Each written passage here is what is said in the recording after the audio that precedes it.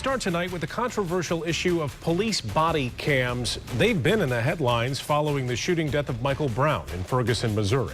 But here in West Michigan, the debate has been spurred on by videos like this one taken in Grand Rapids on a cell phone that only show part of the story.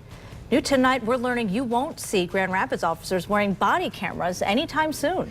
24-Hour News 8's Heather Walker sat down with the new chief to find out why.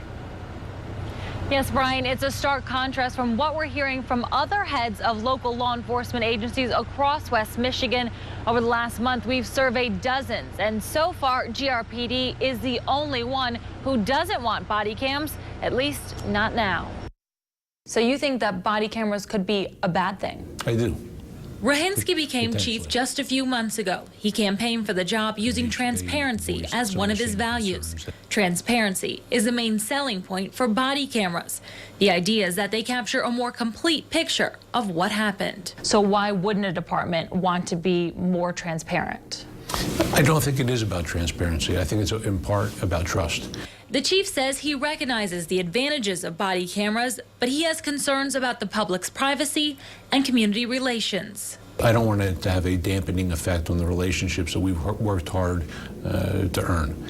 But many people would say that these body cameras actually improve community relations because there's transparency. Do you see that?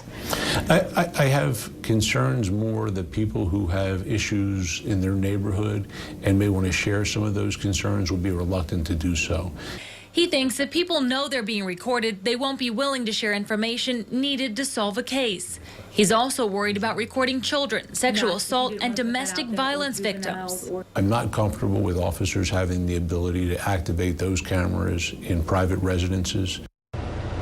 The chief says he hasn't ruled out getting body cameras sometime in the future, but before that happens, a policy has to be in place as to when to activate them, how long they'll be stored, and who will be able to view them. Brian, Marley.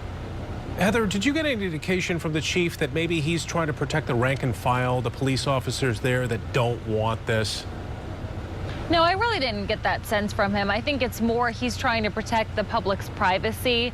And so he said he's not against body cams in the public, where maybe Roses Park Circle out here where you have the expectancy that, you can be recorded or have your picture taken by anyone at any time. He has a real issue about inside your home with private matters.